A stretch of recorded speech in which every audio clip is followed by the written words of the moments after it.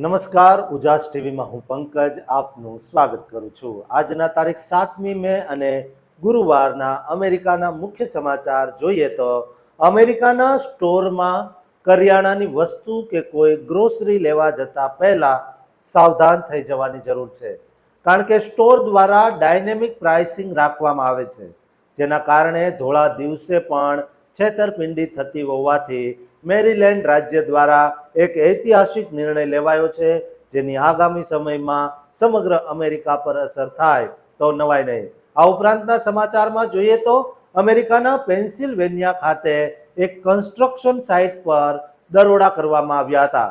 આ દરોડાના કારણે લોકોમાં ભયની સાથે અફડાતફડીનો માહોલ સર્જાયો હતો। આઈસ દ્વારા બાળકોની હાજરીમાં ફરી એકવાર આઈસ એજન્ટોએ માનવતા નેવે મૂકી હોવાથી લોકો માનવ અધિકારને લઈને સવાલો ઊભા કરી રહ્યા છે। આ સમાચારની વિગતે વાત કરીશું। ઉપરાંતના સમાચારમાં જોઈએ તો અમેરિકામાં હવે ભારતીય સંસ્કૃતિનો વારસો જળવાઈ રહે તે માટે જે પ્રયત્નો છેલ્લા 30 વર્ષથી ચાલતા હતા તેનું પરિણામ આવ્યું છે। 7 ભાષાઓ શીખી શકાય તેવા સેન્ટરને ખુલ્લું મુકાયું છે। કરોડોના ખર્ચે મુકાયેલા સેન્ટરની વિશેષતા તમારે જાણવી જ જોઈએ।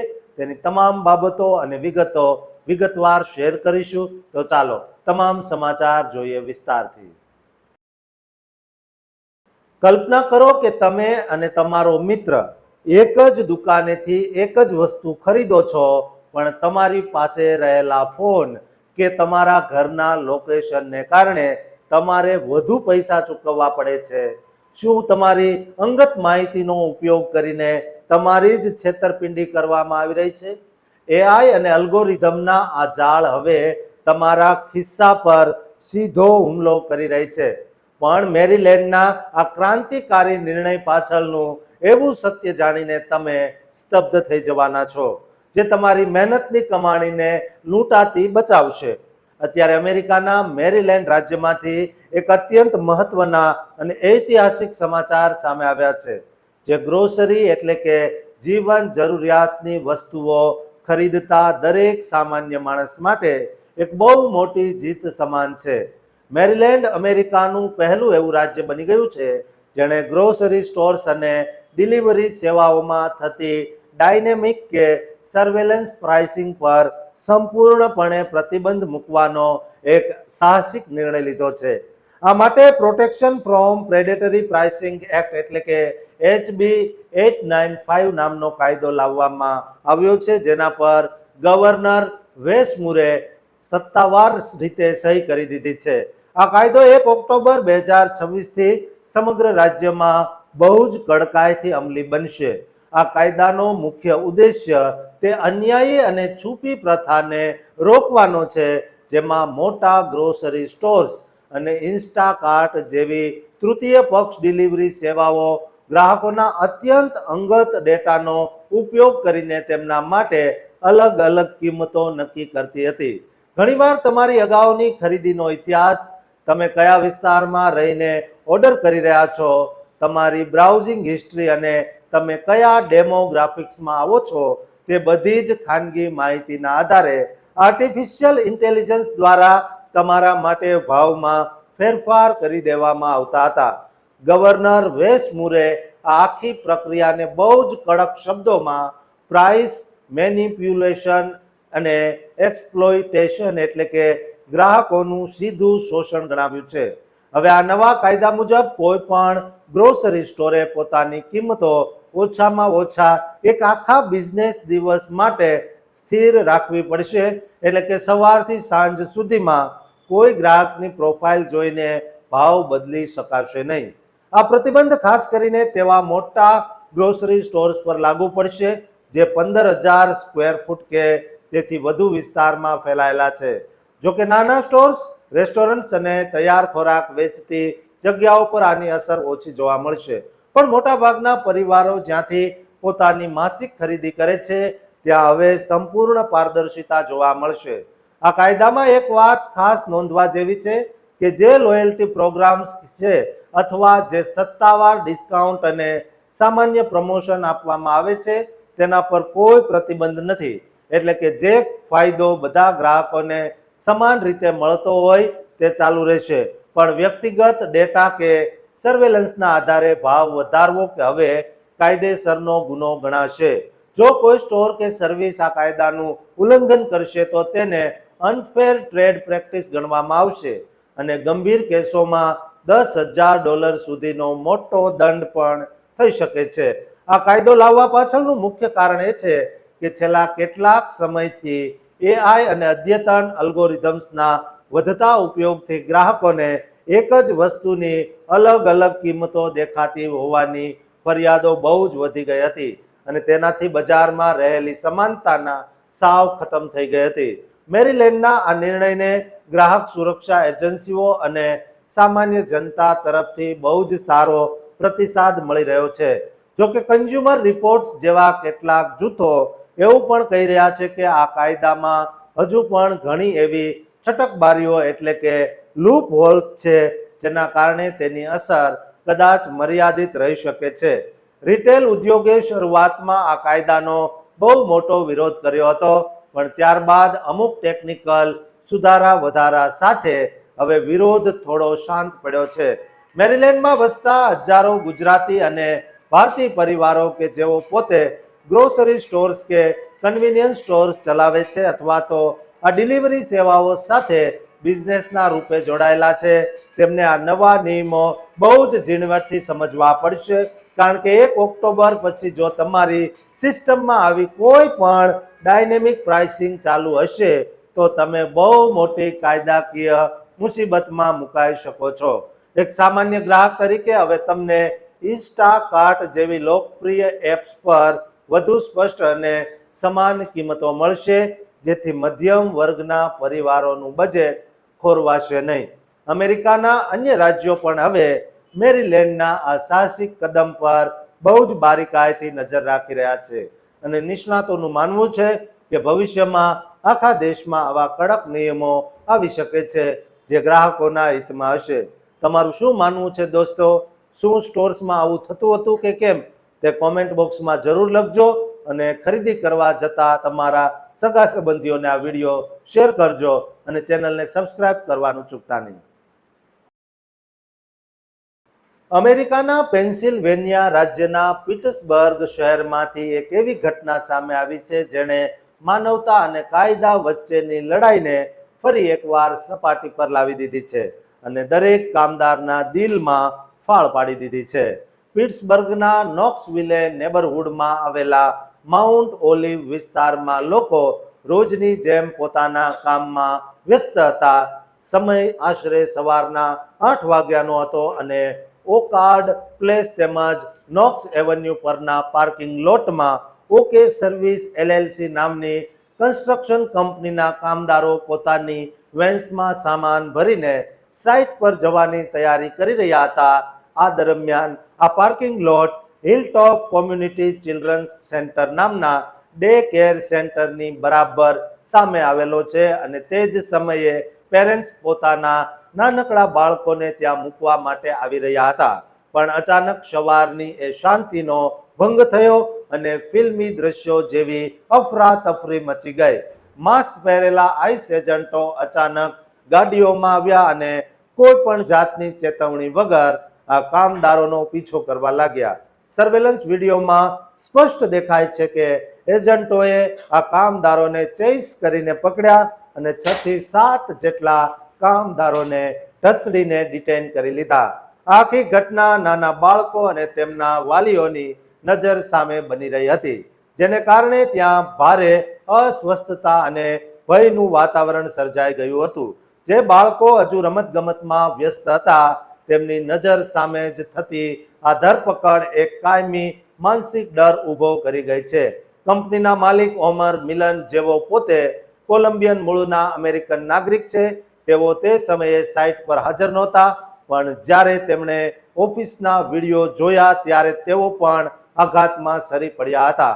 તેમણે મીડિયાને સીસીટીવી વિડીયો આપતા બહુ જ આક્રોશ સાથે જણાવ્યું કે તેમની કંપનીમાં કામ કરતા આ તમામ કામદારો પાસે પેન્સિલ્વેનિયાનું લાયસન્સ, જરૂરી પેપરવર્ક અને કામ કરવાની સત્તાવાર મંજૂરી એટલે કે વર્ક ઓથોરાઇઝેશન હતું, એટલે કે તેઓ બિલકુલ કાયદેસર રીતે પોતાની રોજીરોટી કમાઈ રહ્યા હતા.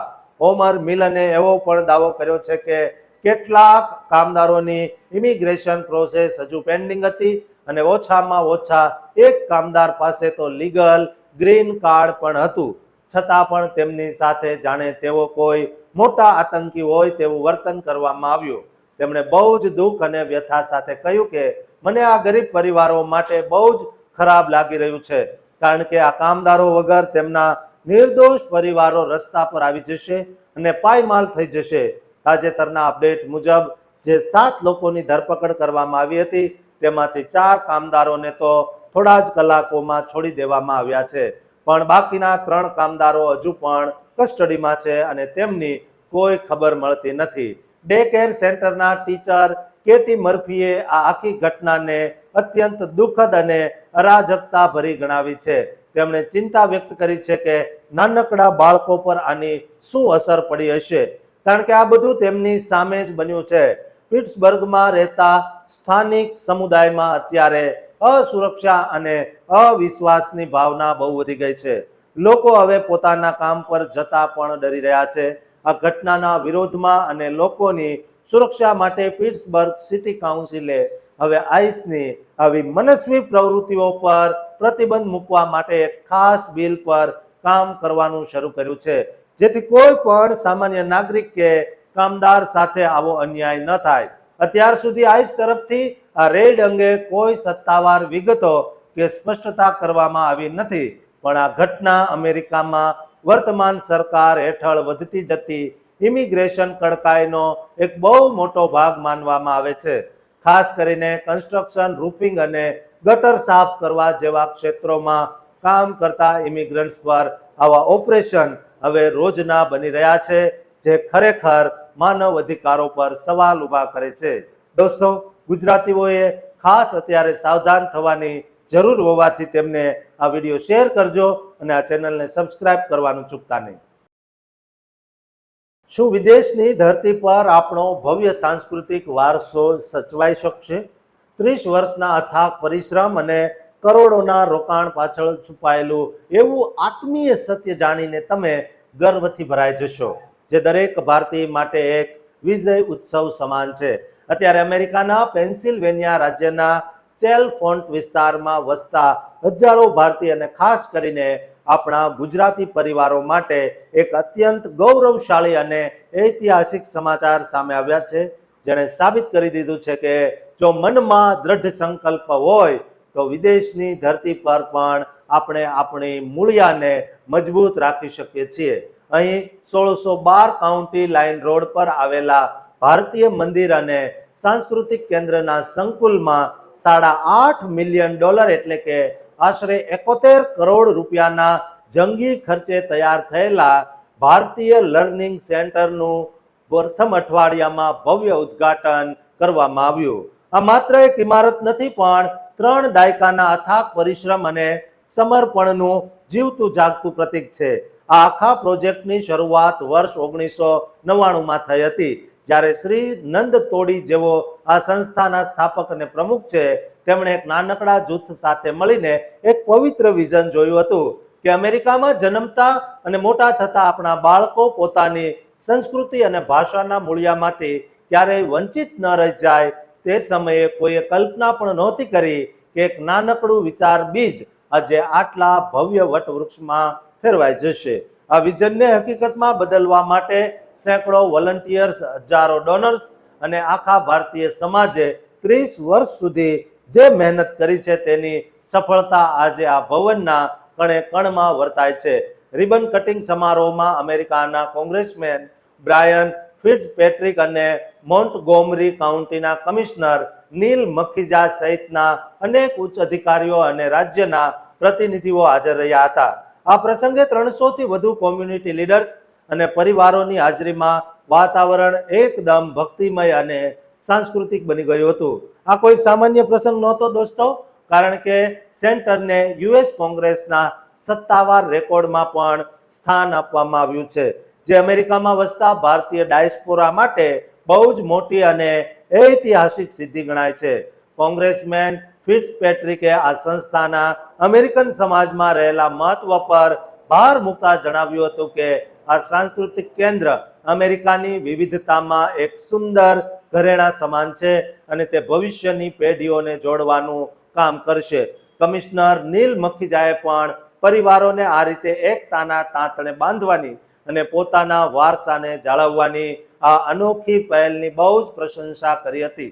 આ લર્નિંગ સેન્ટરમાં અત્યારે દર અઠવાડિયે 200 થી વધુ વિદ્યાર્થીઓ અભ્યાસ માટે આવે છે અને અહીં સંસ્કૃત, હિન્દી, ગુજરાતી, મરાઠી, કન્નડ, તેલુગુ અને તમિળ એમ 7 જેટલી ભાષાઓ, ભારતીય ભાષાઓનું શિક્ષણ બહુ જ પદ્ધતિસર રીતે આપવામાં આવે છે. આ કેન્દ્રનો મુખ્ય પાયો વિદ્યા દદાતિ વિનયમના મંત્ર પર ટકેલો છે, જેનો અર્થ છે કે સાચું જ્ઞાન હંમેશા વિનય અને નમ્રતા આપે છે.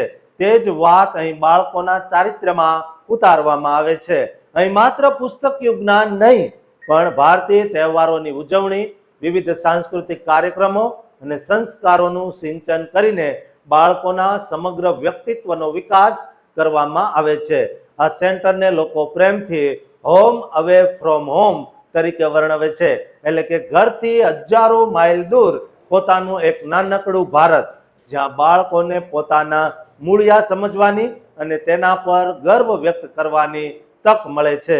શ્રી નંદ તોડીએ આ ઉદ્ઘાટન પ્રસંગે બહુ જ ભાવુક થઈને કહ્યું કે આ લર્નિંગ સેન્ટર લગભગ 3 દાયકાની અવિરત દૃષ્ટિ, ખંત અને સમુદાયની અખંડ એકતાનું શ્રેષ્ઠ ઉદાહરણ છે.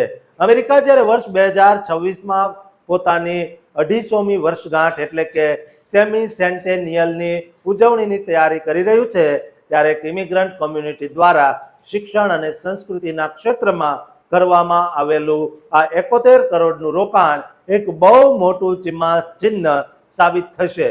ખાસ કરીને આપણા ગુજરાતી પરિવારો માટે પોતાની માતૃભાષાના આટલા આધુનિક વર્ગો ઉપલબ્ધ હોવા એ કોઈ વરદાનથી ઓછું નથી. આ સેન્ટર જ્ઞાન, વિનય અને સંસ્કૃતિ અને આખા સમાજને વધુ મજબૂત બનાવશે તેવી સૌ કોઈને આશા છે. દોસ્તો, તમે અમેરિકામાં રહો છો અને તમારા બાળકોનો જન્મ ત્યાં થયો છે, તમે ઉછેર કરી રહ્યા છો, તો આ સેન્ટરમાં તમારા બાળકોને જરૂર મોકલજો, જેથી કરીને તેઓ ભારતીય સંસ્કૃતિને મજબૂતીથી પકડી રાખે. દોસ્તો, આ દરેક ગુજરાતી, દરેક ભારતીયને વિડીયો શેર કરજો અને આ ચેનલને સબસ્ક્રાઇબ કરવાનું પણ ચૂકતા નહીં.